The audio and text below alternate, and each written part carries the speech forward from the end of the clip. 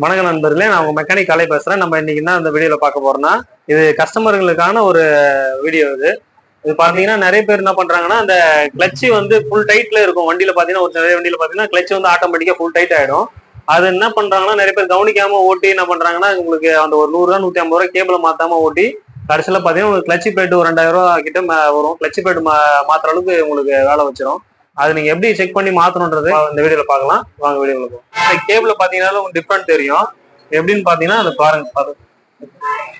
இந்த கேபிள் பாத்தீங்கன்னா தெரியும். இந்த கேபிள் எப்படி இருந்து அவுட்டர் எப்படி இருக்கு பார்த்தா பினிஷிங்கா இருக்கு. இதுல பாத்தீங்கன்னா தெரியும் உங்களுக்கு அப்படியே வெடிப்பெடிப்பா இருக்கும். மேல ஒரு மாதிரி கட்டான உப்புன மாதிரி இருக்கும். அவுட்டர் வந்து உப்பிடும். உப்புனதால என்ன ஆகும்னா உங்களுக்கு இன்னர் வந்து ஷார்ட் ஆயிடும்.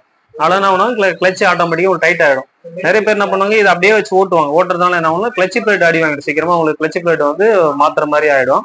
இது வந்து எப்பவுமே இதை வந்து மெயினா கேபிள மட்டும் கவனிச்சிங்க.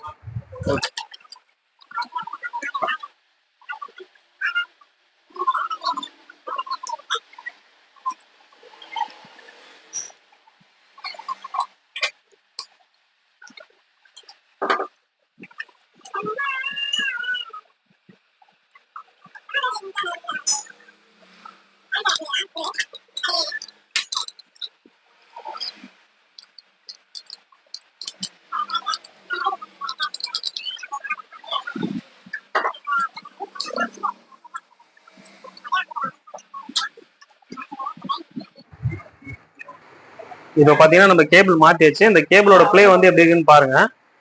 உங்களுக்கு இந்த அளவுக்கு வந்து லூஸாவே இருக்கும். லூஸா இருந்தா இந்த பிளே வரும். இந்த பிளே மட்டும் உங்க கேபிள்ல வந்து எப்பவுமே உங்க வண்டியில வந்து கிளட்ச்ல வந்து இந்த பிளே இருக்கிற மாதிரி பாத்துங்க. கேபிளும் உங்களுக்கு நல்லா சாஃப்டா இருக்கும். ஒரு சில கேபிள் வந்து போன கேபிள் பாத்தீங்கன்னா ரொம்ப ஹார்டா இருக்கும். அதே மாதிரி உங்களுக்கு இந்த பிளேவே கொஞ்சம் கூட இருக்காது, ஃபுல் டைட்ல இருக்கும்.